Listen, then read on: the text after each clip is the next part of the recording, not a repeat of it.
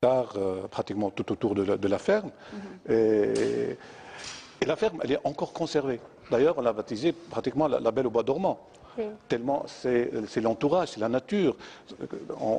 Toujours, quand on parle de tourisme... La Bella Dormimento nel Bosque, c'est ça? La Bella Addormentata nel Bosco, sì.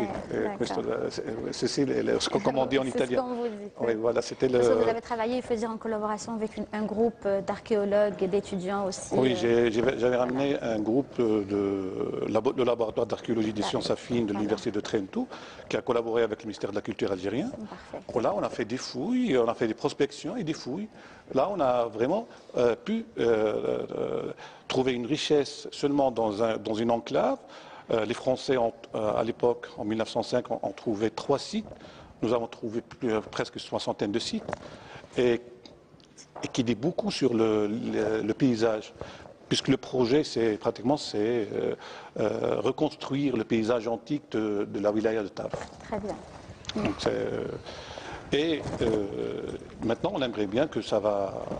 En fait, vous voudriez encore une fois améliorer le travail, qu'il ne s'arrête pas là, qu'il y ait une continuité surtout dans les recherches, parce qu'aujourd'hui, il est très difficile d'avoir aussi des autorisations pour effectuer des fouilles, on va dire, surtout au niveau du sol. Mais surtout, il faut valoriser la recherche pour requalifier le territoire, point de vue agricole, puisque maintenant, si on voit, à la Tarf, il n'y a pas de huilerie. Et c'est bizarre. Et c'est bien dommage, on en reparlera dans un petit moment, juste le temps de présenter aussi les genres musicaux qu'il y a dans la wilaya. Tout à l'heure, on avait entendu donc une troupe qui exerçait depuis, je vous l'avais dit, les années 70. À présent, nous avons bien évidemment El Malouf, la troupe El Hana qui compte ses 8 membres, dont l'interprète majeur, l'artiste majeur, a plus de 32 ans de métier, avec bien sûr ses 8 autres membres. Il nous vient de 55 km donc de Tarf, de Dar'an. Je vous laisse en leur compagnie et je vous dis à tout de suite. Bien, sachez que vous êtes toujours dans votre émission à cœur ouvert et bien sûr nous sommes dans la wilaya de Tarf. C'était là donc la troupe de Malouf et El Hana et El Hana surtout, voilà, donc je les remercie amplement et c'est aussi un genre musical très apprécié, très écouté, qui est très pratiqué aussi par, on va dire, les quelques communes aussi, d'ailleurs aussi de la région, n'est-ce pas? Oui, c'est un genre très écouté ici. Le genre constantinois. Voilà, c'est tout le constantinois en fait, c'est le même genre. Et Tablaouzerna, pareil, ce qu'on a entendu au début. La wilaya faisait partie de l'époque de la wilaya de Constantine, le grand constantinois, avec Anab, avec... Bien avant le découpage administratif dans les années 80. Bien avant le découpage, absolument. Oui. D'accord, très bien. Alors, on parlait tout à l'heure donc des sites archéologiques. Nous sommes donc avec nos invités ici présents que je vous avais présentés. Mais allez, pour les retardataires qui viennent de nous rejoindre, sachez que nous avons avec nous M. Abdelmoumen Nourdine, donc enfant de laquelle. Nous avons M. Atouireda, architecte, et les directeurs qui se trouvent à ma droite. C'est donc M. Kourd Abdelhay Yassine, directeur des services agricoles, et M. Yahya Abdenour, directeur du tourisme et de l'artisanat de la wilaya de Tarf. Tout à l'heure, on entendait donc parler, M. Atoui, ici présent, des sites archéologiques et tout ça. C'est un petit peu lié tout ça avec le tourisme? Absolument. C'est pourquoi tout à l'heure, je vous ai dit que le tourisme à Tarf, c'est au pluriel, tourisme au pluriel. Et c'est l'une aussi des priorités du wali de la wilaya. Donc quand on parle de l'histoire de Tarf, j'aimerais bien que le savoir que vous avez donné maintenant, il ne faut pas le garder, il faut le transmettre pour que les jeunes puissent connaître leur histoire, ainsi que pour l'université aussi. Il faut qu'on essaye de simplifier ces idées et les donner. Oui, mais en discutant tout à l'heure avec M. Atoui en privé, il m'avait dit que le tourisme de masse ne l'intéressait pas. N'était pas très bénéfique par rapport donc il fallait un tourisme quand même. L'occasion, pas rater. Tarf, avant tout, c'est la nature. Oui. Et il y a des sites archéologiques. Le tourisme de masse, partout dans le monde, a démontré que ce n'était pas la solution. C'était la fin de ces ressources. D'accord. Donc quand on parle de tourisme, on parle de tourisme culturel, de tourisme conscient et surtout un tourisme éco-compatible. Monsieur... Le tourisme culturel, justement, il revient en phase. Parce que il y a le tourisme balnéaire qui, soi-disant, on peut dire qu'il est un peu révolu. Et les gens commencent maintenant à s'occuper beaucoup plus de s'intéresser au tourisme culturel et culturel, etc. Bien sûr, en sauvegardant le tourisme écologique. Justement, l'étude que vous avez fait actuellement, c'est l'assise pour nous, pour pouvoir créer un circuit touristique qui tourne autour de toutes ces richesses. Et il est lié avec le tourisme écologique qui est en performance, bien sûr, à Tarf.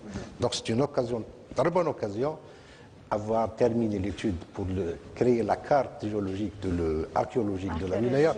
C'est une occasion pour nous pour pouvoir développer ce créneau. Voilà. Vous le saviez, en découvrant, il nous l'a confié également tout à l'heure, en découvrant la villa, ou plutôt Qsar Fatma, c'est ça. Vous savez que, paraît-il, ça a été aujourd'hui avec les moyens, la technologie très très avancée, Internet, etc. Paraît-il, il y a eu des gens qui sont venus d'Allemagne, du Canada, pour visiter, Même l'histoire que vous avez racontée, la légende. La légende aussi. Tout ce qui est légendaire, ça attire les touristes. Voilà. Donc on garde la légende, mais on pourra donner la véridique histoire de Qsar Fatma. C'est ça. C'est autour de cette histoire qu'on essaie de développer le tourisme. D'ailleurs, c'est la légende populaire qui a conservé le Qsar. Parce que c'était vraiment, ils sentaient que le Qsar faisait partie de leur histoire. Pour ça qu'ils l'ont protégé. Parce que trouver une villa romaine du IVe siècle conservée jusqu'à 9 mètres de hauteur, c'est presque impossible. D'ailleurs, c'est le seul exemplaire qu'on trouve dans l'Algérie. Tout à fait. Et le témoignage, c'est une découverte dans les années 30 de 3 absides avec des mosaïques à Tabarka, qui se trouve à 14 km de Qsar Fatma, qui représentaient des fermes détenues pratiquement rurales, qui étaient le modèle de l'Afrique du Nord. Et jusqu'à 2003, on n'a pas trouvé un modèle physique qui confirmait cette représentation avec mosaïque. Donc, pratiquement, Qsar Fatma, c'est une valeur, moi je pense, que c'est une valeur adjointe pour la wilaya de Tarf, pour l'Algérie, parce que c'est un exemplaire, je dirais même unique, avec sa conservation, avec son aqueduc privé, avec ses termes, et la recherche va être poussée pour comprendre la nature du propriétaire et tout ce qui s'ensuit. Où s'est arrêté justement concernant sur celle-là? Où s'est arrêté la recherche, le travail? Bon, on a commencé la recherche archéologique, on essaye de travailler en surface, puis on commence à faire des fouilles pour comprendre la stratification, pour comprendre les phases de vie de l'édifice et comprendre qui ont fréquenté pratiquement l'édifice, qu'est-ce qu'ils faisaient, et comprendre les espaces, les cuisines, les salles, ce qu'on appelle... Vous, en tant qu'architecte, tout ça aussi vous intéresse de très près, j'imagine. Mais bien les sûr, matériaux parce que ça donne une information qui manque. C'est pratiquement ce qu'on appelle un anneau qui manque pour l'archéologie. Et il faut voir, avec tout ce qu'on trouve dans la wilaya de Tarf, c'est de l'inédit. C'est quelque chose vraiment qui est, au niveau des colloques à l'étranger, c'est toujours Qsar Fatma, c'est quelque chose qui revient. Qui est d'éclatant. D'accord. Je pense que c'est une ressource à valoriser. Et je pense que les gens de Wedjnen, qui c'est la localité qui est là où on trouve Qsar Fatma, c'est des gens qui ont pris conscience et qui essayent toujours de valoriser au maximum leur site. D'accord. Alors, vous parliez justement de Wedjnen. La tribu qui occupait cette parcelle, c'était, on en avait parlé hier aussi, la tribu qui occupait... La tribu d'Inhed. D'accord. Donc c'est eux qui occupent encore aujourd'hui, on va dire, la majeure partie, non? C'est sûr, c'est leurs descendants. Oui. Mais il faut dire que toute la chaîne montagneuse qui sépare la Tunisie actuellement et l'Algérie, elle était occupée par les Koumirs, les Français les appelaient les Koumirs. C'était des tribus très, comment dire... Très conservateurs. Non, c'était des guerriers. Ah, d'accord. C'était des guerriers. Même les Français ont trouvé des difficultés à entrer pratiquement dans leur, Lors de leur l'occupation. territoire.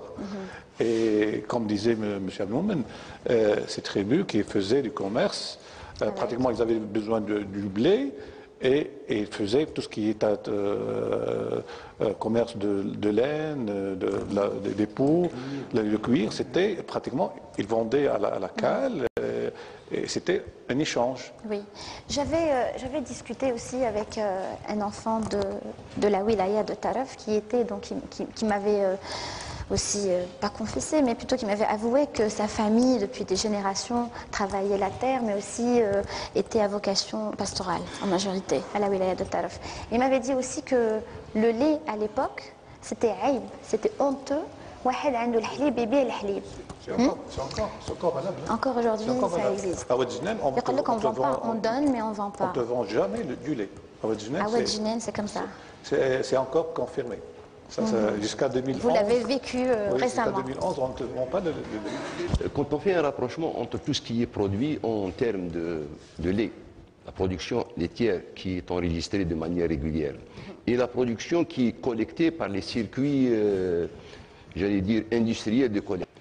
Il n'y a absolument aucune comparaison. Je dirais que le taux de collecte de ce qui est produit est à peine de 10%, ce qui confirme absolument vos propos. D'accord. Voilà. Il a parlé aussi de la diminution à voir de l'absence de l'huile d'olive dans la région. Comment vous pouvez, carrément de l'olivier même, oui, dans des régions, comment vous pouvez aujourd'hui nous expliquer ce phénomène? Écoutez avec beaucoup d'intérêt l'histoire de 60 hectares et des nombreux pressoirs qui ont été trouvés au niveau de la zone. Bon, je dirais que d'une part, cela indique la direction à suivre en matière de développement de l'arboriculture dans ces zones en particulier. Sauf que là, nous sommes dans une autre dimension. Il n'y a pas une diminution. Actuellement, il y a près de 2000 hectares quand même, 2000 hectares et de pressoirs industriels. Mais je parle de 1000 hectares, c'est pratiquement toute la wilaya. Oui. Mais 64 hectares, c'est seulement le Ouadjinen. Toute la wilaya, la zone prospectée, pratiquement, c'était plus de 120 000. Oui. Donc, moi, je parlais de pratiquement, c'est une zone limitée. Voilà. En tout cas, ce type de recherche confirme que les choix en matière d'une part de plantation oléicole, d'autre part de greffage de tout ce qui existe comme oléastre, et je confirme qu'il y a près de 9000 hectares d'oléastre qui ont besoin d'être greffés, pris en charge pour, je dirais, à moindre frais, offrir une nouvelle opportunité de production d'huile d'olive dans la région. Et qui était très très réputée. L'huile aussi qui a, on va dire, éclairé Rome. Oui, parce que quand on parle d'échange, on ne parle pas que de l'huile de l'exportation d'huile, on parle d'exportation de tête-fesse. Aussi la truffe. Oui, la truffe, et des animaux. Il y avait le magot, par exemple, dans la zone de Ouadjinen. Qui a pratiquement... Moi, personnellement, j'ai tenu... Il m'a été dit par les colons qui sont revenus par la suite, quand ils revenaient là, prenons la région de Oued El Hout. Oui. On produisait l'huile d'olive la meilleure au monde. Il ne s'agit plus de région, mais à une échelle... Pourquoi? Parce que la spécificité de Oued El Hout, c'était dû au lac. Ah, c'est son eau. Le lac. Le lac avec les émanations de gaz. D'accord. Donner à l'huile d'olive une saveur incomparable. Ce sont d'anciens agriculteurs qui se trouvaient dans la région de Remusou, Oued El Hout, et ils nous ont parlé, quand ils venaient, que l'huile d'olive de cette région-là était là. Sur les berges du lac de Tonga, pratiquement, on avait trouvé une quarantaine de sites, avec des fermes, avec des pressoirs. Et tous, pratiquement toutes les fermes avaient dans une partie, dans un compartiment de la maison, ma'asara, ce qu'on appelle nous donc pressoir. Et c'est dû probablement à la présence berbère à cette époque-là. Donc, encore une fois, on revient à dire que les premiers occupants de cette terre, c'était berbères. Ah oui, ça c'est inévitable, encore une fois. Voilà, parce que c'est vrai que tout à l'heure on parlait des occupants, etc., etc. Mais là... Mais il faut dire que la wilaya de Tarf recèle elle a le plus grand nombre de stèles berbères, de libiques, dans toute l'Algérie. Et ça, on le confirme parce qu'il y a des recherches qui ont été faites depuis 2003. Et là, on trouve par exemple Bogous, Ain Karma, Bouhajjar, Zitouna, jusqu'à Qsar Fatma, parce qu'on a trouvé une stèle libique. Juste à côté. Et à Oued el-Hout, à Tabaïbia par exemple, on a trouvé une autre stèle. Le chemin du blé. Bah, moi, je dirais le chemin de l'huile. Chacun défend, on va dire, cette partie. Permettez-moi de faire remarquer que la dénomination même des villages et des zones est étroitement liée à la production. Nous avons Zitouna, Zitouna, Karma. Ce n'est pas un hasard si tous ces noms de villages et de lieux font référence à des produits agricoles de très haute potentialité. Et je crois qu'il n'est même pas lieu de discuter maintenant de l'intérêt de l'huile d'olive ou de l'olive d'une manière générale. C'est normal, ça. Tout à l'heure, voilà. Tout à l'heure sur l'écran, il y a des variétés d'huile d'olive qui sont produites ici. Et effectivement, je confirme que les qualités d'huile d'olive, j'allais dire de manière spontanée et d'une valeur relativement élevée, avec un taux d'acidité extrêmement faible. Cela a été expliqué en partie par vos recherches aussi. Qui est donc le lac, encore une fois, c'est ça? Oui, pratiquement c'est que le territoire de la wilaya de Tarf, avec pratiquement on a recensé 360 sites avec plus de 200 huileries. Ça jusqu'à à partir de Cap Seglef. À Cap Seglef par exemple, il y a une huilerie qui donne sur la mer. À Mzara à côté, pratiquement on est à l'ouest de l'Qara, il y a une huilerie creusée dans la roche. Et c'est une huilerie pré-romaine. Donc, ce n'est pas les Romains que c'était quelque chose d'autochtone. Et on trouve les huileries pratiquement, c'était la fierté de chaque fermier. Donc, comme la saison de pressage, elle est limitée, donc chacun doit avoir sa huilerie pour presser son huile, parce que sinon,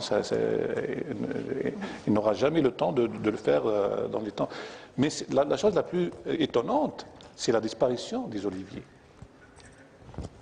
Ça, c'est la question. Ouais. D'accord. Si vous le permettez, bien rapidement, comme ça je voudrais ajouter, en matière de produits, dans la zone que vous venez de citer, dans la zone de Segleb, il y a également des grenades, je ne sais pas pourquoi, ce sont les meilleures grenades qu'on n'a jamais vues. Quoi, c'est la grenadine, c'est ça? Les grenades. Voilà. Les grenades. Les grenades, d'accord. Les grenades d'armée. Romaine. Romaine. Et c'est normalement, en latin, on appelle ça fruta punica. C'est pas romain, mais c'est punique. C'est punique, déjà. C'est un fruit punique, c'est pas romain. Donc on donne l'appellation erronée. C'est romain, mais c'est punique. C'est la fruta punica, c'est autre chose. On continue notre discussion dans un petit moment, encore une fois, une petite pause. Sachez que la région la wilaya de Tarf, les deux genres que vous avez écoutés tout à l'heure, sachez qu'aussi il y a le Chabi. Et oui, le Chabi n'est pas spécifiquement algérois ou de Mostaganem, il est aussi de la région de Tarf. Sachez que le Chabi El-Assil, la troupe qui est présente avec nous ce soir, c'est Chabi Assil authentiques, voilà, El-Assil. Ils exercent depuis les années 80 et ils sont de la commune également de Draan, c'est Drian, c'est ça? Draan, c'est Drian. Parfait. Ils ont participé à plusieurs semaines culturelles à travers le territoire national. Ils sont aujourd'hui sur les traces de l'Anqa, mais bien avant. Il y a aussi d'autres chanteurs, d'autres artistes de Chabi de la région. Un monsieur qu'on regrette, on rend hommage ce soir, Cheikh Boumaza, Allah yarhamou, qui est connu sous le nom de Cheikh Smiao. Et on rend hommage aussi Cheikh Abdelaziz, dit Jama. Alors ce soir, voici nos musiciens et notre Cheikh. Alors c'est Karim Boujma, Jamel Feddaoui, Mounir Selmi, Mohamed Laïd, Djmili et Toufiq Brahmi qui vont vous interpréter un morceau 100% chabi, comme à la wilaya de Tarf. Bien que nous soyons donc dans une aussi de ces très très belles régions, nous sommes donc à la Kal, El Qala. Alors, Monsieur Abdelmomen, Monsieur Didine, je sais que vous êtes très très jaloux de cette région. Tout à l'heure, vous nous parliez beaucoup au passé. Est-ce que vous pouvez ce soir, devant nos chers téléspectateurs qui nous regardent, partager avec nous un petit peu vos souvenirs et vos connaissances concernant la région? Mes souvenirs. Oui. Bon, nous, ici, nous à la Cale, on était malheureusement, bon, puisque la Cale était pratiquement habitée par plus de 95% de pieds noirs, on était donc en ville, hein, on était pratiquement quelques familles musulmanes. D'ailleurs, votre grand-père, c'est l'un des cette premiers... anecdote, disons que l'islam, proprement dit, ici dans la région de la Cale, a commencé pratiquement en 1892. J'avais mon grand-père, qui était membre fondateur de l'association présidée par le Cheikh Ben Badis. C'était un disciple d'ailleurs de l'Ouartileni. Mes parents sont de la région de Berouiltinel. Et l'association a construit, a financé la première mosquée au sens propre du terme, qui se trouve actuellement près du palais de justice. C'est baptisé le Rijel Marsa par rapport aux marins, comme c'était un port de pêcheurs. Il a été nommé donc premier imam à la Cale en 1899. D'accord. Et donc c'est de là que... Mais la Cale, ça a tout le temps été une ville francophone. Les gens tout le temps parlaient, même chez nous à la maison, les gens... En fait, bon, il y avait un respect des religions magnifique. Ah, ici, oui. La preuve, les gens vivaient en communauté. La preuve, c'est facile à découvrir, les trois cimetières de l'époque, donc celui des chrétiens, celui des juifs et celui des musulmans, se trouvaient pratiquement à quelques mètres, ils étaient pratiquement dans le même endroit. Donc, est-ce que vous pouvez, c'est vrai que vous avez aussi un langage typique, hein? Oui. Voilà, là on a le port. Allez-y, vous avez les images en face de vous, hein, vous pouvez voir. Alors, là vous avez... Ah ben là, ça c'est... Bon, là c'est le cours. Le cours. Là, c'est un petit peu le centre-ville, je sais dans quel état il est. Bon, là c'est un truc qui n'existait pas à l'époque, c'est les Dauphins. Oui. Parce que le club de la Casse s'appelait les Dauphins. Ah, le club de football. Le premier fois. Créé en 1936. D'accord. Voilà. Ensuite. Bon, là, l'église, 17e siècle, elle a été construite par des Italiens, pierre par pierre. Les pierres sont venues d'Italie, sont venues de Sicile. Parce que la plupart des Italiens... Pourtant, c'est drôle, hein, lorsqu'on voit que le marbre algérien a pratiquement construit la majorité, on va dire, de Rome, n'est-ce pas? Et là, c'est l'inverse. Qu'est-ce qui se passe? Généralement, la construction à la Cale, c'est le tuf marin. Ah, d'ailleurs, au niveau de la côte, on a, sous le fort Moulin, il y a 2 carrières de tuf marin. Là, on est utilisé. Mais des fois, le bâtisseur préfère utiliser les matériaux qu'il connaît. Ah, qu'il connaisse, oui.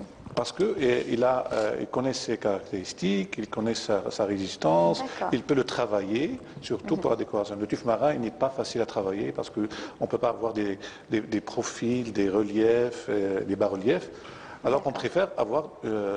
il faut dire que même dans l'Antiquité, quand on exportait l'huile d'olive de la côte sud, de la Méditerranée, pour avoir au retour du bateau, qui revenait vide, il risquait avec les tempêtes.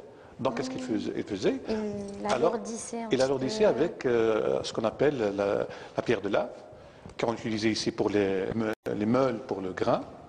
Et alors toute la soute pratiquement du bateau était pleine de marbre, que ce soit qui provient de la Sardaigne, de la Sicile ou d'autres îles pratiquement. Et on l'a ramené ici pour l'utiliser. Et en contrepartie, c'était le produit local qui était exporté. Exporté, comme le liège par exemple aussi. Voilà, le liège, mais surtout à l'époque, c'était l'huile d'olive, parce qu'on trouvait des amphores. Maintenant, et ça, il faut dire que ça manque ici en Algérie, c'est l'archéologie sous-marine. D'accord. Et pratiquement toutes les épaves des bateaux qui ont échoué sur la côte sud de la Méditerranée ont été documentées en Tunisie, au Maroc, mais ça manque en Algérie.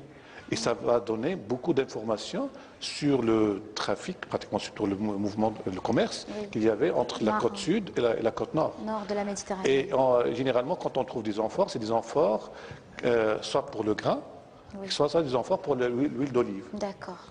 Alors là, on est en train de voir le phare justement de la presqu'île. Hein. Pratiquement, c'est tout ce qui reste, hein, pratiquement de la presqu'île, parce que tout a été détruit. Allez-y, vous pouvez commenter. La presqu'île, c'était pratiquement pour nous qui, quand on était jeunes, quand on se déplaçait à la presqu'île, on était juste en face, on avait l'impression d'être dans une autre cité.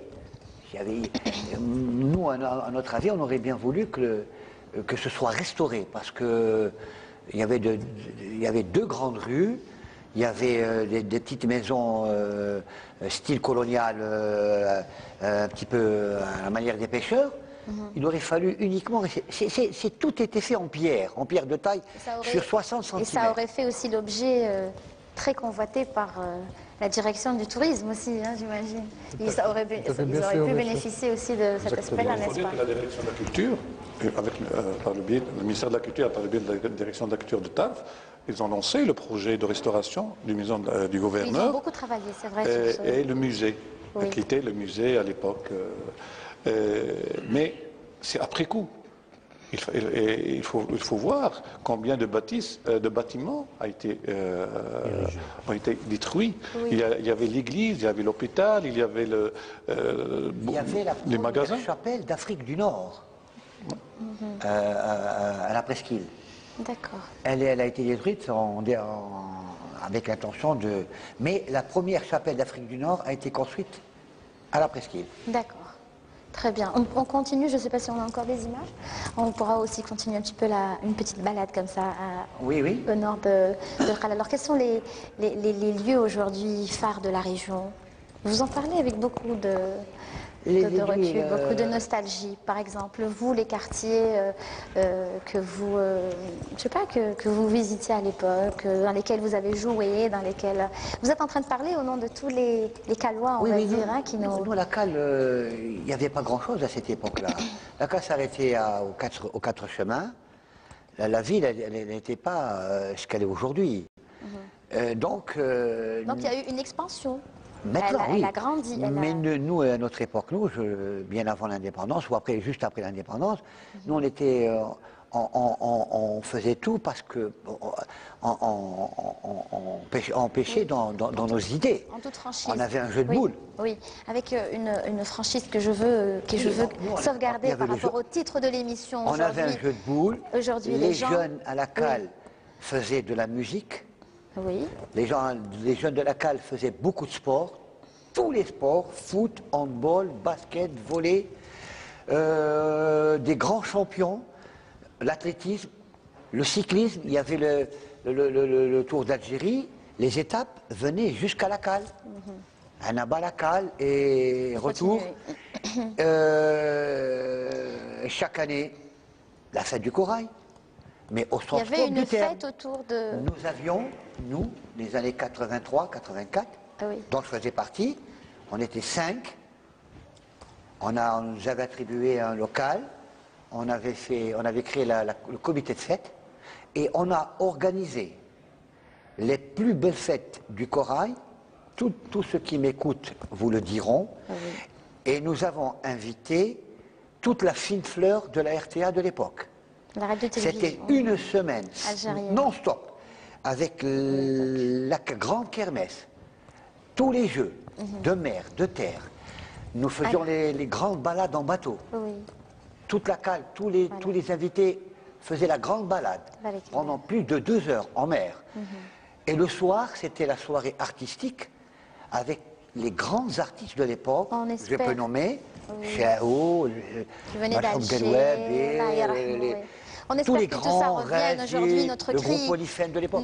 Notre cri du cœur aussi. Donc on espère que tout ça et bien avant nous, revienne. Nos aînés à nous le faisaient avec des troupes tunisiennes. Voilà, parce que cette époque-là... C'est nos frères, c'est nos voisins. Il y a, on va dire, une complicité. Mais nous, on aurait pu continuer. C'est vrai. Mais je ne vous le cache pas, dès les années 85... 86, la fin des années 80, on va dire, c'est plutôt... On nous a, oui, c'est ça. On nous a retiré l'initiative. Oui. Et voilà, donc... mais aujourd'hui, beaucoup de... Ce qu'il manque, ce que je voudrais dire, ce qu'il manque, c'est la communication dans cette ville. Nous, les gens, c'est le travail en ville. commun, c'est le travail en commun, parce que c'est ensemble que nous pouvons changer les choses. Ah oui. J'aimerais bien donc, n'est-ce pas? Vous êtes d'accord, monsieur Atoui? Le directeur du tourisme. Vous êtes... quand il s'agit de préparer... il y a des gens à la cale, il y a des gens qui ont vécu une certaine période et qui peuvent apporter un plus. Il suffit de les consulter. De les consulter.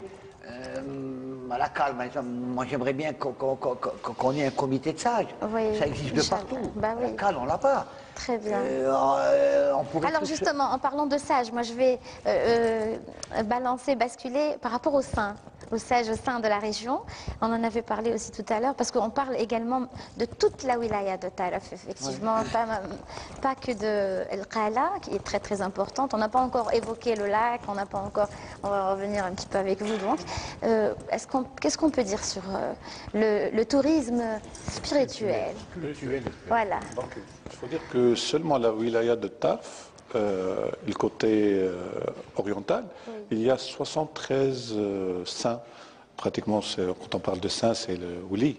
Oui, donc l'Ella ou Ouli, c'est ce qu'on appelle, c'est les Mzara, qui ont été, on les a documentés pratiquement, on a les localisés avec GPS. C'est Abdallah, c'est des Harrat, c'est des Trad. Alors, c'est des Trad. Alors, il était le chef d'une tribu à l'époque, qui était une tribu de guerriers qui s'attaquait à la cale, par exemple. Et il était très redouté par les Français. Déjà à l'époque. Il faut dire que le culte est un peu abandonné, à part quelques cultes qui restent, qui sont sur les frontières tunisiennes, parce que de l'autre côté de... Nous partageons ceci. De l'autre côté de la frontière, il y a une continuité de culte. Et avant ça, il faut dire que, parlant de religion, alors, par exemple, Qasr Fatma, on a le suspect que c'était propriété d'un juif, déjà au IIIe siècle, parce qu'on a trouvé des thermes avec un aqueduc, les thermes ne sont pas chauffés. Et selon le rituel juif, c'est pratiquement, on utilise l'eau de la source pour faire le bain. Donc c'était notre hypothèse avec d'autres... Et aussi avec d'autres symboles, puisque eux ils sont reconnus pour être très superstitieux. Donc, voilà, aussi on a trouvé beaucoup de symboles de superstition. Et le voisin était un chrétien avec un monogramme chrétien. Et il faut dire aussi que la cale avec Saint-Cyprien, c'est le saint de la cale, qui c'était le patron de la mer. Il avait, à l'époque, il avait la procession. La procession, comme par hasard. Au moment où les chrétiens faisaient la procession et allaient jeter des couronnes de fleurs à la mer, parallèlement, les musulmans Tana le faisaient à Sigleb. Ils allaient prier toujours à la mémoire des marins disparus. Parallèlement, là, c'était la grande procession avec leur vierge, etc. C'est vrai que nous avons toujours une pensée pour ceux qui nous ont quittés. C'était une façon aussi de rendre hommage. Je me souviens de cette époque-là, que j'ai vécue moi-même. C'est vrai, la douleur est toujours profonde lorsqu'on perd un être cher, mais la vie nous dit qu'il fallait toujours avancer avec la bonne mémoire. Oui, tout à fait, tout à fait. Pour que la mère leur donne plus. Alors, si on peut chevaucher sur ce point-là, si vous le permettez, M. Yahi. Tout à fait. Toutes ces informations d'ailleurs que je ne connais pas. C'est notre objectif. D'ailleurs, je découvre avec vous l'histoire de Calais. C'est bien fait de l'avoir dit. D'ailleurs, tout ça, ça peut être l'essence du tourisme historique. Oui. Quand on connaît l'histoire, c'est déjà quelque chose. Donc, à travers toutes ces histoires, plus de ce qu'on a, on est en train de concocter actuellement un circuit touristique qui tourne autour de toutes ces histoires, qui déroule toutes ces histoires, et ça va faire le bonheur des touristes. Avec des gens bien formés. Exactement. Et on aura besoin de vous pour donner toutes ces histoires. Voilà. Donc on n'a pas fini de faire appel à vous. Voilà. Exactement. Voilà. Ça va permettre de désenclaver certaines zones de la wilaya de Tarf qui sont vraiment à l'écart des grands axes. Exactement. Et le cas de Wedjinen, par exemple, qui a été désenclavé grâce à Qasr Fatma, maintenant, il y a une route. on le visite, il y a pratiquement tout un mouvement qui se fait. Et c'est un mouvement économique aussi qui va avec. Et ça fait vivre les familles. Tous les passagers qui vont en Tunisie, ils font un détour à Qasr Fatma. Oui. Pratiquement, il est à 5 km de la frontière. Il s'approvisionne en miel, vous m'avez dit. Voilà, il y a surtout le miel, mais surtout l'huile de lentisque. Ça s'appelait Daro. Voilà, oui, qui est très bénéfique. Qui est très bénéfique pour la santé, pour les brûlures, pour le... Elle a des vertus. Et surtout parce que c'est les femmes qui le font, qui le produisent. Le travail le plus dur a toujours été fait par les femmes, de toutes les façons, messieurs. Bien sûr. Allons. On rend hommage à toutes les femmes de la wilaya de Tarf. Et algériennes, en tout cas. Il faut vraiment dire que les femmes rurales,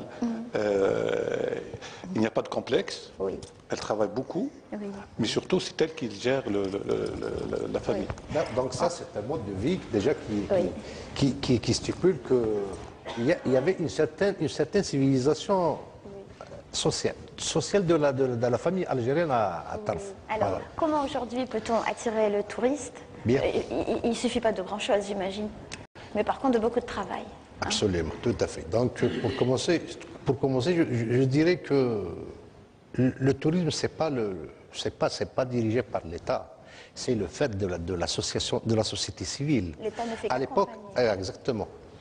À l'époque, il y avait ce qu'on appelait les offices de tourisme.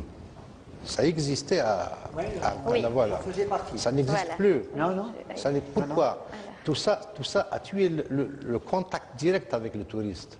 Donc, c'est en faisant revivre ces offices de tourisme qu'on pourra parler d'un nouveau essor en tant que tourisme. Les fameux globetrotters, qu'ils soient américains, quand ils venaient passant par la cale pour se rendre en Tunisie, on a du tourisme, ils venaient nous voir, on leur faisait visiter ils ne partaient pas en Tunisie, ils terminaient leur séjour à la cale. Moi, oui, pardon. Donc, alors aujourd'hui, les gens, parce que c'est vrai qu'on n'a malheureusement pas beaucoup de temps, donc on voudrait un petit peu expliquer tout ça en résumé à tous ceux qui nous regardent. Alors, les sites aujourd'hui que vous leur proposez, ce sont lesquels? Voilà, donc on va parler de sites écologiques. Donc, c'est les lacs, donc des lacs classés Convention Ramsar, donc c'est un don de Dieu, mais qui appartient à toute disons, à toute l'humanité. Et tout le monde a le droit d'en profiter. Donc, à part tout ça, on pourra parler aussi du thermalisme qui existe ici à Tarf et qu'on a occulté jusqu'à présent. D'ailleurs, il y a 5 sources éparpillées à travers le territoire. C'est du Trad. Exactement. Toutes ces sources peuvent faire l'objet d'un tourisme de bien-être et de santé. C'est vrai, actuellement, ces sources ne sont pas exploitées. On parle d'une plage extrêmement belle aussi. C'est laquelle? Toutes les plages de Tarf sont belles. Toutes les plages de chaque plage a sa particularité. Je ne sais pas si on parle de la Vieille Cale, ou de Seglab, ou de Boutribicha. Toutes les plages sont belles, d'ailleurs. Mais est-ce que le touriste, aujourd'hui, ceux qui envisagent de venir passer les quelques jours ici, on a 2 points. Un, c'est pour leur bien. Et un, c'est pour le bien de l'endroit. Oui. Alors, est-ce qu'ils ont les commodités nécessaires, les infrastructures nécessaires? Oui. Et est-ce qu'eux aussi, en retour, ils prennent soin de ces lieux? Mais c'est ça, il faut joindre ça à ça, donc l'utile à l'agréable. Oui. C'est vrai, la nature est très fragile, mais toujours utile, on pourra mettre des garde-fous pour garder la nature. Ça rentre dans un cadre de développement durable. La nature ne nous appartient pas nous. À nous, ça appartient à nos enfants aussi. C'est pour ça qu'il faut faire attention. Surtout que Tarf, la wilaya de Tarf est très fragile en matière de tourisme. D'où la nécessité d'en prendre soin et quand on parle d'infrastructures d'accueil, c'est vrai, ça n'existe pas. Je dis bien, ça n'existe pas.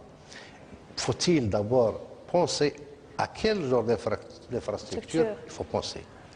Donc, on a opté à des infrastructures légères, qui ne gênent pas la nature, qui ne nuisent pas à la nature, et qui portent... C'est vrai que le touriste, il ne vient pas pour l'hôtel, mais l'hôtel, il est très important.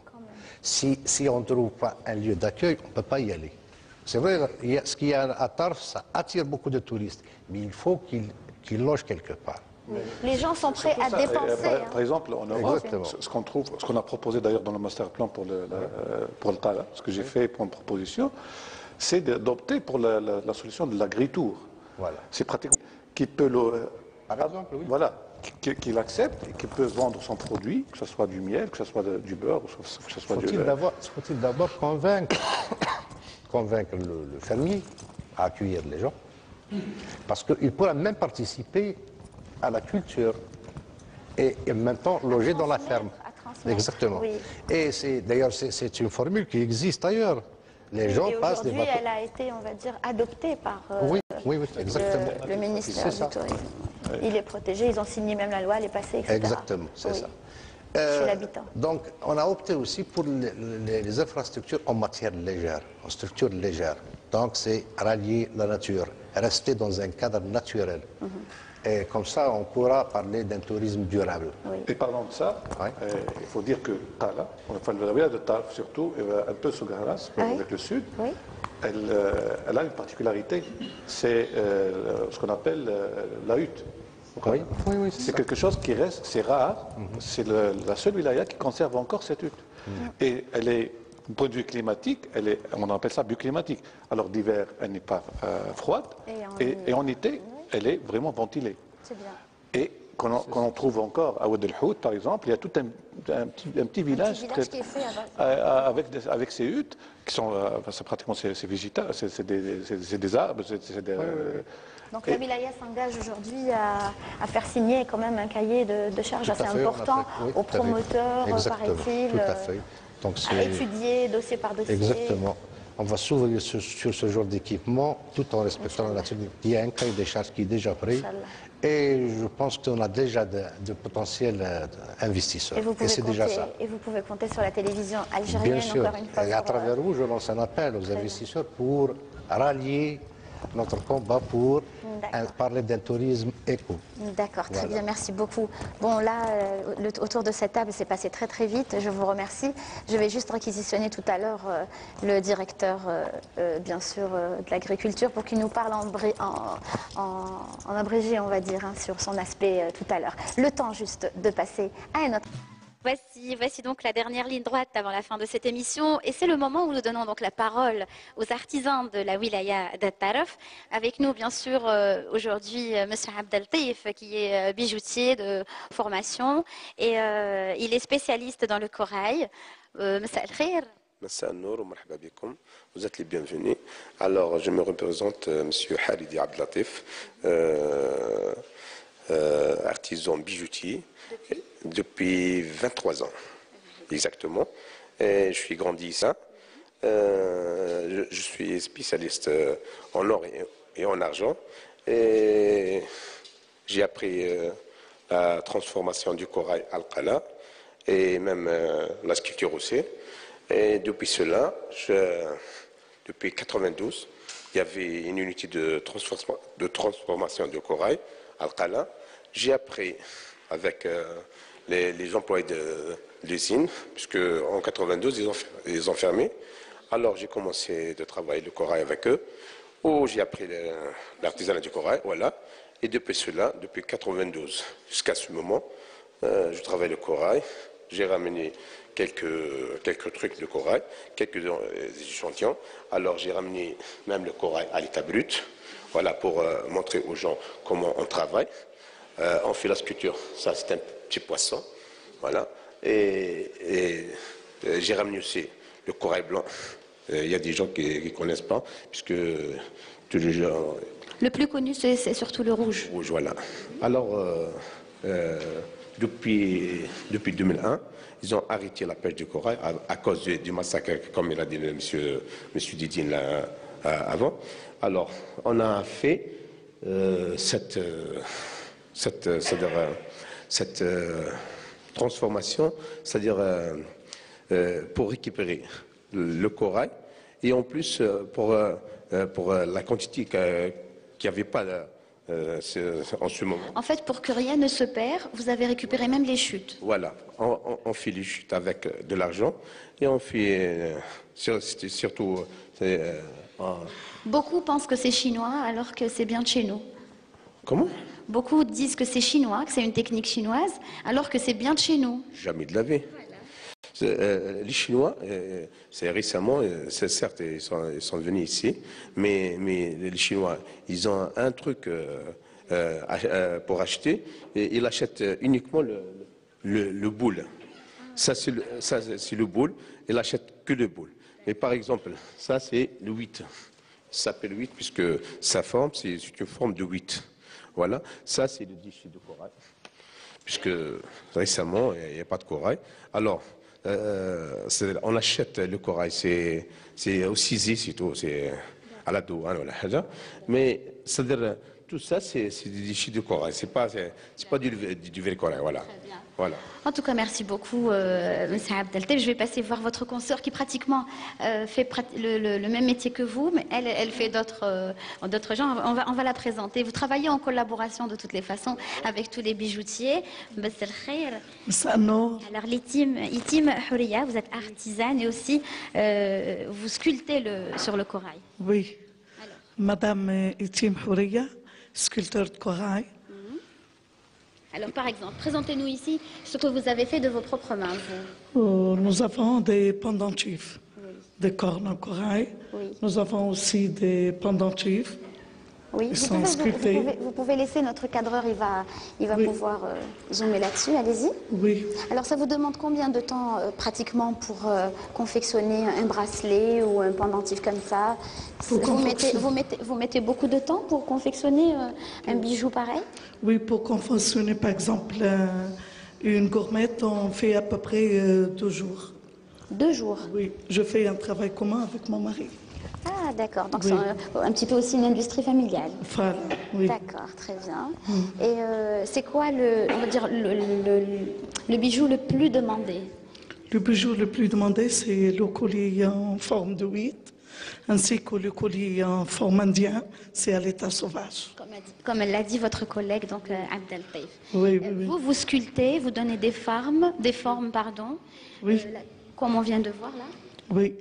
Nous avons des colliers en perles, nous avons un collier en 8, nous avons le collier à l'état sauvage, le collier indien, nous avons le collier aussi en forme de tube. D'accord. Oui. Est-ce que vous arrivez, tous les deux, la question à vous deux en tant qu'artisans, est-ce que vous arrivez à vivre pleinement de votre métier? Est-ce que la demande, elle est énorme? Est-ce que vous arrivez à exporter aussi le savoir-faire algérien dans la matière? L'établissement Mourja Qala, c'est la mienne. Je suis représentant d'artisanat algérien à l'étranger. Maintenant, je fais une formation de la tête du diamant à Tambras. L'école pilote, c'est récemment, je suis étudiant. Quoi. Et vous avez participé avec plusieurs salons et tout? J'ai participé pour 48 wilayas. Ainsi, j'ai participé la fois passée le Bahreïn avec le ministre Oui. Donc voilà, vous avez aussi donc été énormément à l'étranger pour représenter un petit peu le savoir-faire algérien. Oui, justement. Oui, merci. Merci beaucoup. Je vous dis bon courage à vous deux pour la suite. Hein. Et j'espère un avenir meilleur aussi pour le corail. Alors voici aussi un monsieur qui a des mains de fée, on va dire, un savoir-faire assez particulier. Puisque lui, tout seul, il arrive à faire, on va dire, d'un objet très simple. Voilà, le bois est tout simple. Il arrive à en faire des merveilles, n'est-ce pas? Alors, c'est un sculpteur sur bois, c'est M. Achour Boualem. On chevauche en Algérie, mon Algérie, qui est riche et belle, comme ils l'ont dit, et on le répète plusieurs fois. Il y a des merveilles. La nature elle nous cache des merveilles. Et quand on chevauche notre belle Algérie, on découvre. Quand on est envieux, on découvre. Quand on se pose des questions, pourquoi on fait ça? Bon, revenons à la chevauchée de l'Algérie, de l'extrême ouest à l'extrême est. Sidi Bel Abbas, Omteboul, la wilaya d'Altar. Alors la pipe, elle est connue. Quand on dit le qala, c'est la pipe et le corail. Bon, je me suis posé la question, pourquoi on fabrique, avec quoi on fabrique la pipe? C'est un petit arbuste qui vit sur la côte algérienne, sur le littoral, qui s'appelle la bruyère. Bon, excusez-moi. Mais bien sûr, vous êtes un petit peu un modèle, il faut dire, des artisans, parce que malgré votre Parkinson, on va dire, vous arrivez à travailler, à trouver vous combattez, vous trouvez une sérénité incroyable. Le combat, je me retrouve. Quand je me mets en communication, je me retrouve. Bon, la souche de bruyère, la bruyère, c'est un arbrisseau. Excusez-moi, je parle en anglais. Bien sûr, درجة تاعنا يفهموها الكل. يفهموها الكل. bon, الشجيرة تعيش في الجبل مقابل البحر، تطلب الرطوبة البحرية، الماء والرمل. الجزائر مذكورة كأكبر مخزن دولي، plus grand réservoir mondial. C'est ce qui m'a poussé à faire des recherches. Pourquoi? On a plus de 450 km de cette matière. C'est un sous-arbrisseau qui vit avec le liège. Là où il y a le liège, c'est pour ça qu'on dit que l'Algérie est le plus grand réservoir mondial. Parce que là où il y a le liège, l'arbuste pousse à fond. Bon, il demande un climat sec et humide, qui a une durée de vie illimitée. Bon, il a besoin de tout petit traitement. Le traitement, c'est quoi? Le faire bouillir dans de l'eau pendant 24 heures sans interruption. Assurer son égouttement dans un endroit humide pendant 15 jours. Oula, quand même, hein? Bon, c'est un travail de patient. Assurer son séchage pendant 15 jours dans un endroit sec. Oui. Et si c'est bien fait, si c'est bien respecté, on peut en tirer après un produit final bien conservé. Pour respecter ces conditions, j'ai imaginé la bénédiction parentale, l'amour, patience et volonté. Parfait. Quand on joint toutes ces quatre conditions, on arrive à partir de cette arbuste à faire. Et j'ai découvert aussi toute ma famille. Allah Ibarak. En joignant aussi la corne de vache, qui est connue avec la tabatière. Donc voici aussi une manière de recycler quelque part les aliments. Donc vous êtes vraiment un modèle et je vous remercie encore. Mon but, c'est transmettre le savoir-faire. Votre but, c'est transmettre aux jeunes, à la jeunesse. Très bien, très bien. Merci. Merci à vous. Et justement, pour parler de jeunesse, justement, il y a un petit jeune qui est à vos côtés. Vous permettez que j'aille le rejoindre, si vous le permettez. Merci beaucoup. Ahla, masa el khair. Mouchrak labas. Alhamdulillah, alhamdulillah. Alors, Aïd Zahreddin. Gaïd Zahreddin. Gaïd Zahreddin. Vous avez 27 ans, Allah Ibarak, et vous êtes aussi un modèle par le biais, on va dire, de la relève dans le domaine de la fabrication de la pipe, qui est très connue, comme l'avait dit notre artisan ici présent de la région. تفضل. زيد فضلك. الوالد تاعنا كبير اسمه عز الدين غايد. هو اللي يموتيفاني باش نشوف الحاجه هذه. ثم من وانا صغير نشوف كل ما نحل نلقى الحطب في يده. فرجت موتيفيت هاني عقابها درك وهنا. سماح بيقول انت اللي خدمت كل هذا الشيء. C'est vous qui avez pratiquement fait tout ce qu'il y a ici sur la table ou avec l'aide du papa? كاين حوايج ما نجمش عليها انا، كاين لازم له، كاين الوالد هو اللي كاين عفايس ان سافوار فار كيف نقولوا الوالد ما نجمت لهاش. بالعقل بالعقل حتى نوصلوا لها. ان شاء الله. ان شاء الله. اليوم واش هو لو ريف نتاعك؟ واش هو اكبر حلم يعني عندك انت؟ ما تموتش. الحرفه هذه ما تموتش. وباش انت في ميزك الحرفه هذه ما تموتش واش يلزم؟ Qu'est-ce qu'il faut pour que ce travail ne meure pas, ce savoir-faire ne disparaisse pas? بين خلاص لازم يتهلاو فيها، لازم يشوفوا لها، يقدروها. Vous avez un local, un endroit où fabriquer, où pouvoir vendre aussi et pouvoir aussi, pourquoi pas, exporter comme ça se faisait dans le temps? Ou là? Non, j'ai pas. Donc un appel ce soir. هاي السلطات معنية نورمالمون كلها هنا شوف يعني. ان شاء الله انا سي تو لو بونور نسويت ان شاء الله هاد ليميسيون تكون ان بوتي ديكليك ليك انت ولي جون اللي كيما انت. على بالك هذه راهي سياسه بلادنا يعني باش تشجع لي جون. سلامنا وتحيه الكبيره لو بابا اللي راه بالك يشوف فينا ياك العائله وكل اللي راهم يتابعوا فينا. بارك الله فيك. Merci beaucoup. En tout cas c'est magnifique, c'est très beau et ça fera de très beaux cadeaux et de très beaux présents. قبل ما تولي la pipe هكا nous devons passer voir notre... Je peux passer? Est-ce que vous pouvez vous présenter à la communauté? Bonsoir tout le monde. Je me présente, M. Gara Abdelam. La direction des forêts. Inspecteur principal au parc national d'Al-Khala. Parc national d'Al-Khala. C'est là le ministère de l'Agriculture et du Développement rural. D'accord. Oui. Alors, est-ce que vous pouvez un petit peu nous faire le tour de la biodiversité, aussi de la faune et de la flore de la région? Bien sûr, le parc, c'est parmi les 8 parcs nationaux du nord algérien, qui relèvent de l'agriculture et du développement rural. C'est un parc côté avec le parc de Taz. Quant à 6 zones humides dans la partie Ramsar, on trouve une avifaune assez diversifiée. Chaque année, on peut dénombrer au mi-janvier, c'est le dénombrement hivernal, au-delà de 60 000 anathédies, spécialement des canards de surface, des canards de plongeurs. Et le plus important, c'est le restant de tête blanche. C'est un canard plongeur sur la liste rouge du Lycien. C'est un canard qui niche au lac Tonga. Et on trouve aussi les îles Baleares, côté de l'Espagne. Et aussi un autre canard, on appelle le Philippe Niroka, qui se trouve toujours, c'est un canard estivant, un nicheur, qui niche au lac Tonga aussi. C'est des animaux protégés, tout ça? Tout, oui. Parce qu'on dit... Pour la bière. Et aussi, on a des espèces comme ici, c'est le cerf de Berbérie, qui a une aire de répartition qui s'étale de la ville de Tarf vers la wilaya de Sogaras et Guelma. C'est un peu réduit dans la répartition spatiale en Algérie. Chaque année, on fait des dénombrements, la préservation des aires d'observation directe et l'observation par les côtes de Bram au mois de septembre. Et on trouve aussi sur la bande frontalière qui s'étale de Motoboul, l'Ayoun, passant par Segelab jusqu'à la limite d'Ain Karma. On trouve le cerf de Berbérie. On a aussi d'autres mammifères, aussi les henriers. On a aussi ici le chacal doré, la genette, mangouste, belette. La belette on dit qu'il y avait le lion au sud de la wilaya de Tarf. Oui, il a disparu. Oui. Généralement, on peut dire en les années 1800-1966. Parce que la ville de Tarf, c'est un peu limitrophe. Comme l'aire de répartition pour le cerf de Berbérie, c'est idem pour les lions. Parce qu'il y a beaucoup de félidis, c'est comme le cerval ici. Et aussi, on avait à Tarf aussi en 1866, on a aussi trouvé la panthère aussi à Tarf. D'accord. Parce que c'était un peu limitrophe de la ville de Sogara. Sogara, ça veut dire des lions. Oui.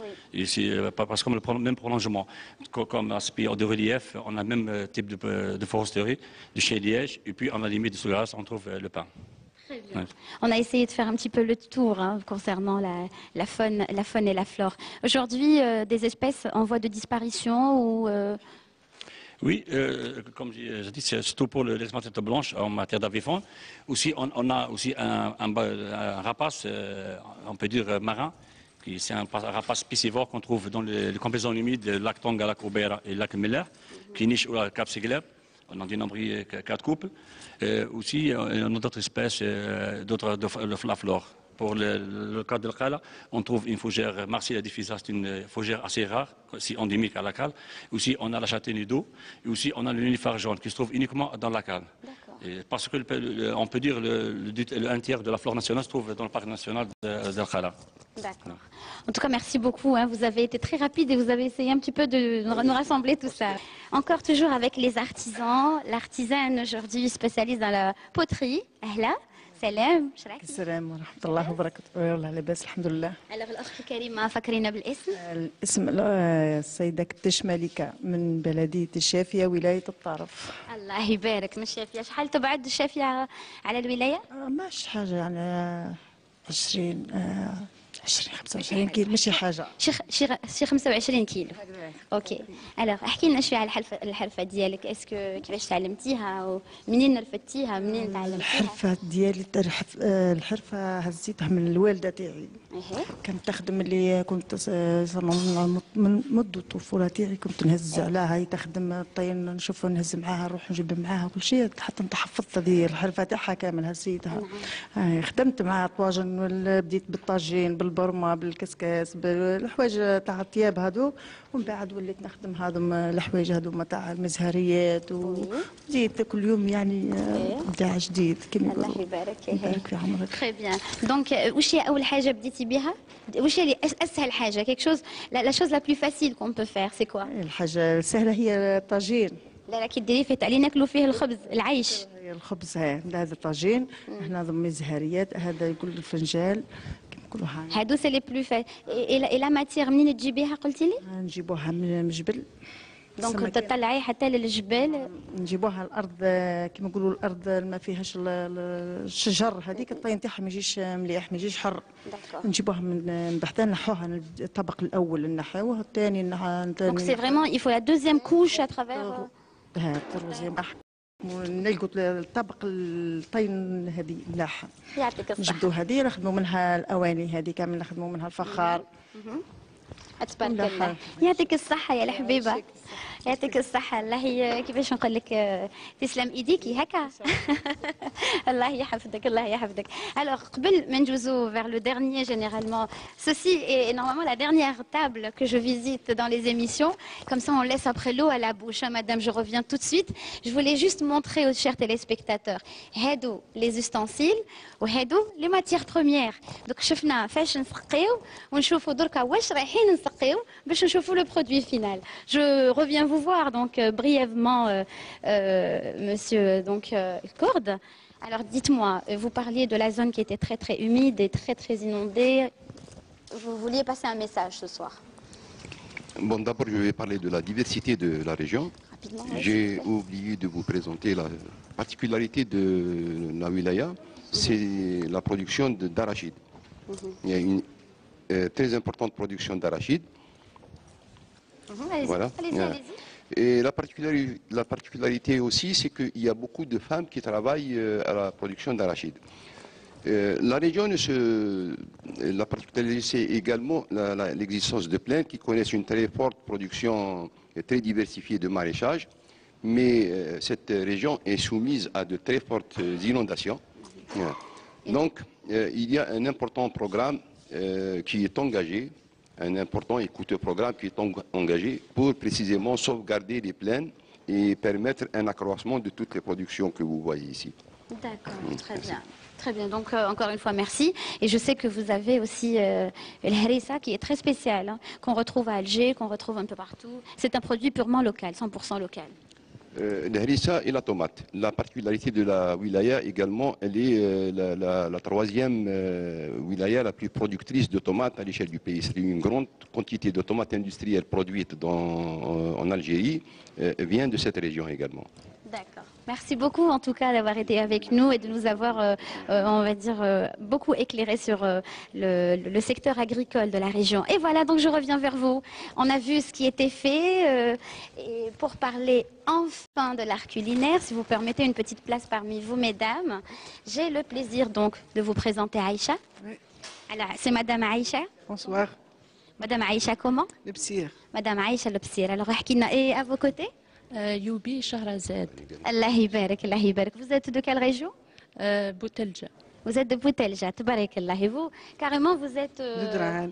De Dran. Allah yibarak, tabarak Allah. Alors, قولي لنا واش درتي واش يديروا في ولاية الطرف، ماشي غير القالة ولا درعان ولا في الولاية وكل، واش يخدموا الأكثر؟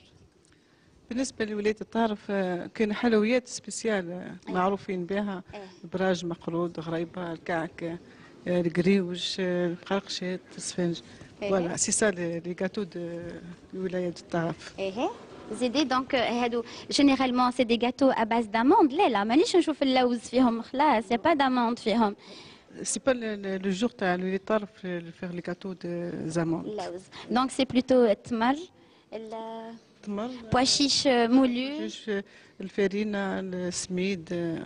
سي سا. انا دابيتود نحب ندوق هكذا زعما يشهيوني هكذا على بالك مسقطه شويه. دونك نحب ندوق هكذا شويه مأكولات شعبيه. احكي لنا الوغ ندوق هذه غربيه من الطرف. Ok, donc je vais goûter pour vous.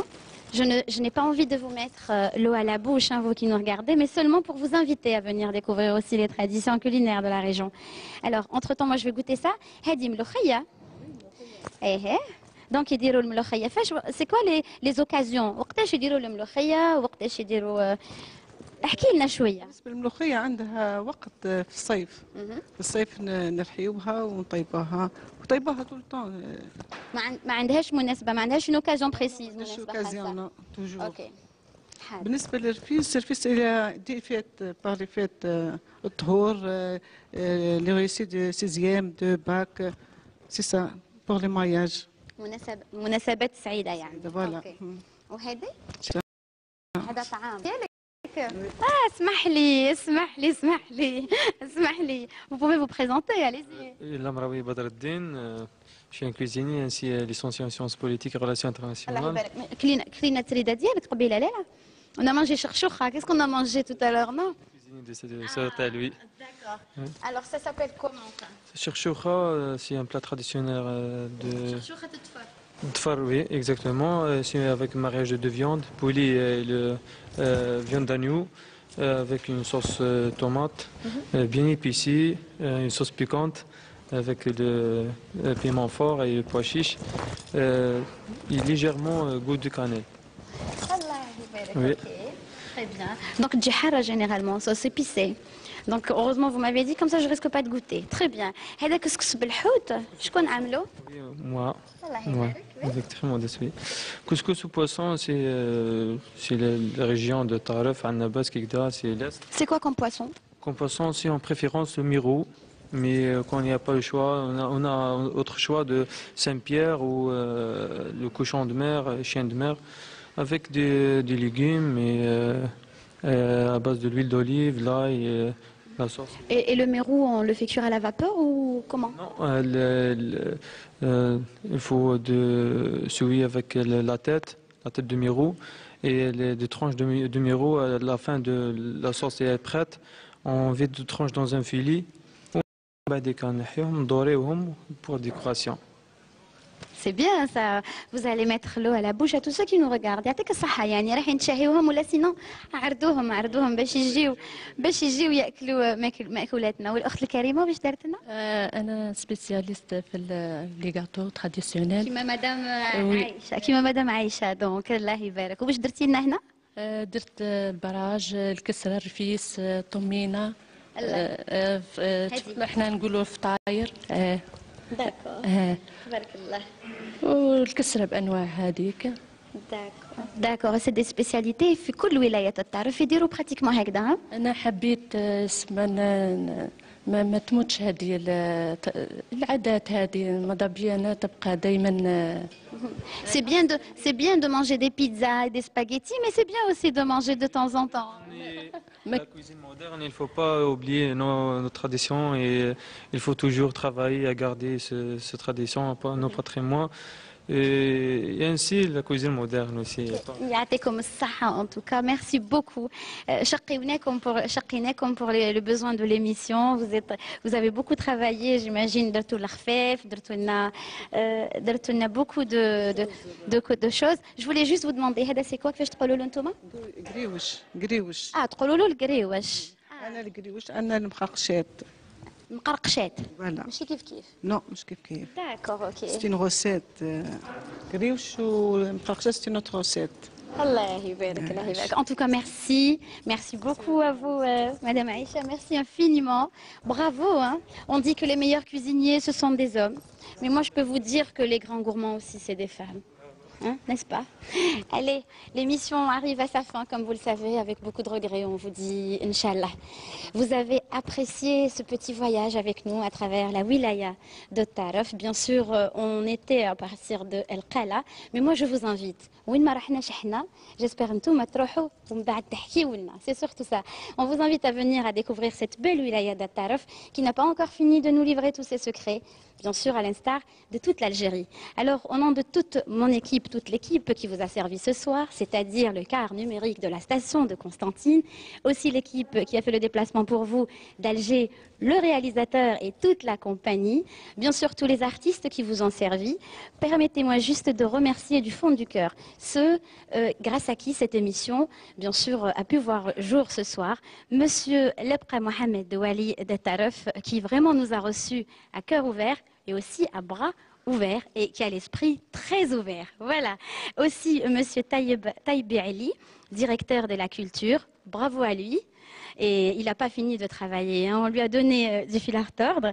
Madame donc Sophia Mirouh, la chargée de communication, une femme admirable aussi qu'on a rencontrée. On dit Ma'rifet Rjal Knouz, mais Ma'rifet cette femme aussi, ça a été pour nous un enrichissement très intéressant.